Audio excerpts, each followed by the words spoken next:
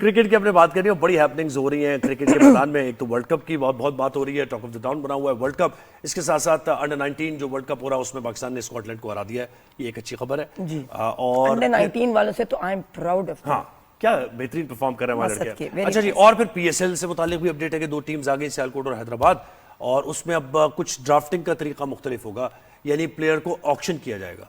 क्या तो ये मतलब? शायद यानी अब प्लेयर्स को खरीदा जाएगा डायरेक्टली।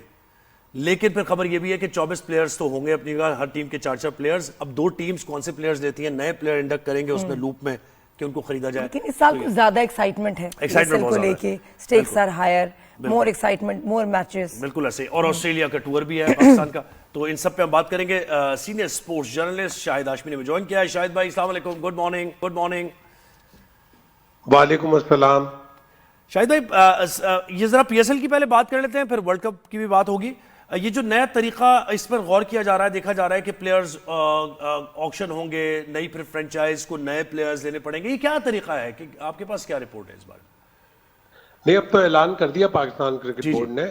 एक तो ये होगा कि अब हर टीम एक एक कैटेगरी में अपने प्लेयर रिटेन करेगी और बाकी प्लेयर जो उनके रिटेंशन के होते हैं वो रिलीज कर देगी।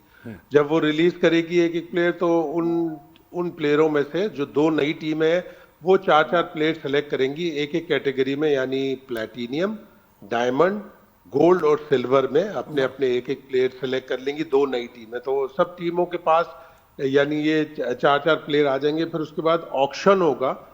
उस ऑक्शन में सारे प्लेयर जितने जो बच जाएंगे, पूल ऑफ प्लेयर्स होगा, उन प्लेयरों को फिर आप उठा के ऑक्शन करेंगे, यानी हर प्लेयर की बोली लगेगी, जिस तरह आप ज्यादातर लीग्स में होता है, आईपीएल में होता है, SA20 में, ILT20 और 100 में ऑक्शन के जरिए प्लेयर टीमों को जाएंगे और टीमें अपने अपने स्क्वाड मुंतखब करेंगी।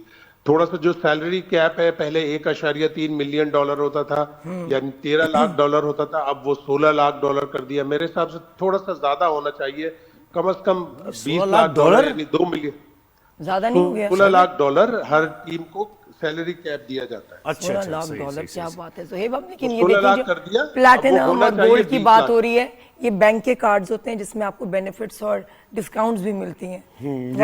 ये प्लेयर्स होते हैं जिनको सब कुछ मिलता है। हमें कुछ नहीं मिलना, प्लेयर्स को बहुत कुछ मिल रहा है, हमें एंटरटेनमेंट मिलेगी।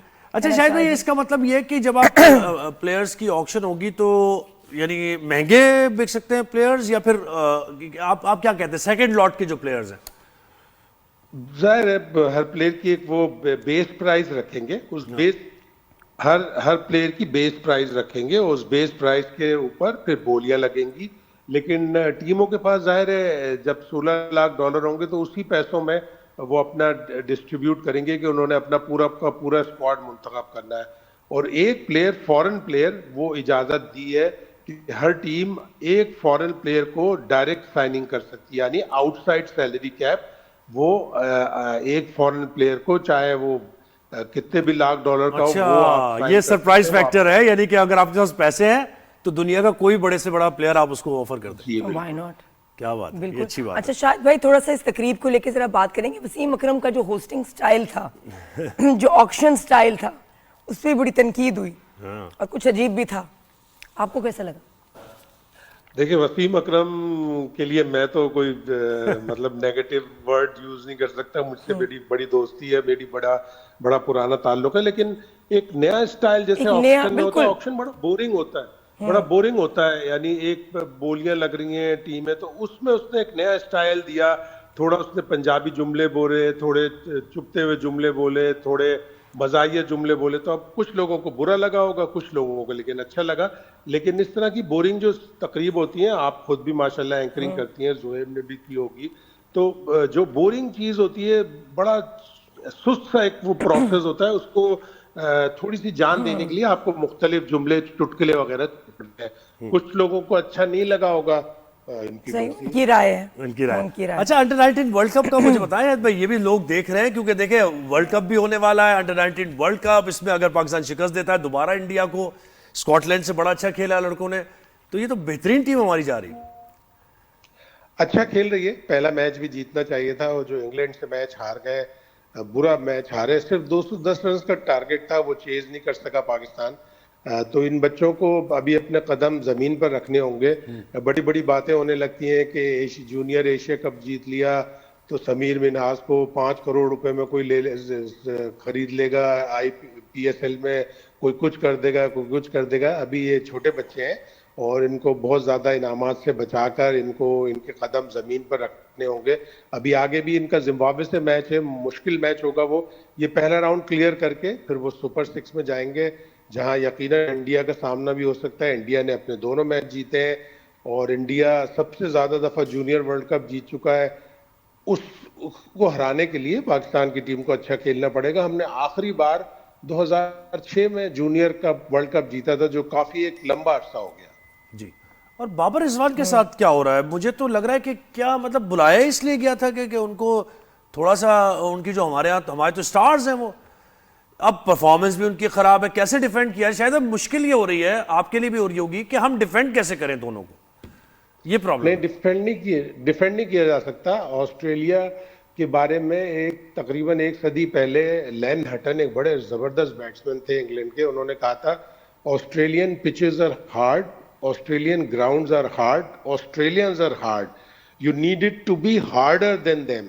लेकिन बाबर आजम और रिजवान, बाबर ने तो चलो फिर भी 250 किए, रिजवान बिल्कुल भी अच्छी कारकर्दगी नहीं दिखा सकते। स्ट्राइक रेट उनका बड़ा मायूस कुन था, जिसके ऊपर उनको एक मैच में कप्तान ने बुला भी लिया, रिटायर्ड आउट कर दिया।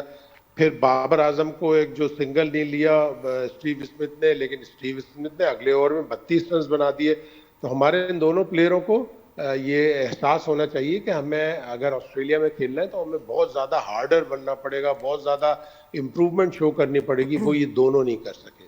सही बात है। और ये बांग्लादेश के जो मामलात हैं वर्ल्ड कप को लेके, वो कहाँ तक पहुंचे हैं? देखिए, कल इसके ऊपर हतमी फैसले का ऐलान करेगा ICC। मुझे लग रहा है कि ICC को काबिल कबूल नहीं है बांग्लादेश का ये कहना कि हम इंडिया नहीं जाना चाहते, लेकिन असल में मसला इंडियन गवर्नमेंट ने शुरू किया।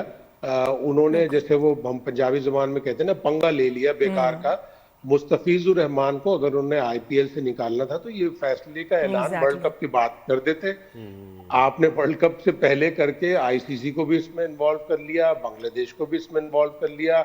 अब बांग्लादेश बिल्कुल दुरुस्त कह रहा है कि जब हमारा एक प्लेयर को आप सिक्योरिटी नहीं दे सकते, एक प्लेयर को आपने निकाल दिया, तो हमारी पूरी टीम को आप कैसे सिक्योरिटी दोगे? लेकिन बज़ाहिर मुझे लग रहा है कि ICC बांग्लादेश की इस रिक्वेस्ट को मुस्तरद Then what can happen? फिर हमारा पूछे ना कि हमारा भी कुछ फैसले हो रहे हैं। अगर वो नहीं एक्सेप्ट करते तो ऑप्शंस क्या हैं फिर बांग्लादेश के पास? PCB भी, बांग्लादेश के पास कोई भी ऑप्शन नहीं होगा। या तो उन्हें मानना पड़ेगा, या वो ये कह दें कि हम अपने चारों मैच कोलकाता में खेल लें, जहां बंगाल का सूबा है, बंगालियों की हुकूमत है, ममता बनर्जी खुद बंगाली हैं, तो वहां पे इतना ज्यादा मुझे नहीं लगता कि उनको सिक्योरिटी खदशात होंगे। बांग्लादेश, लेकिन मुझे बताएं कि हमारा फैसला, ये चेयरमैन PCB कह रहे हैं, तो क्या आपको लग रहा है कि अगर नहीं बांग्लादेश जाती तो क्या हम भी नहीं जाएंगे? क्योंकि देखिए इन लाइंस पर सोचा जा रहा है, बेहतर तो चेयरमैन PCB ने कहा है कि रोक देंगे तैयारियां। नहीं, पाकिस्तान ऐसा नहीं कर सकता, इसलिए ये हम खैर सगाली के तौर पर तो कह सकते हैं कि हम बांग्लादेश का साथ देंगे और हम ये कर देंगे और वो कर देंगे।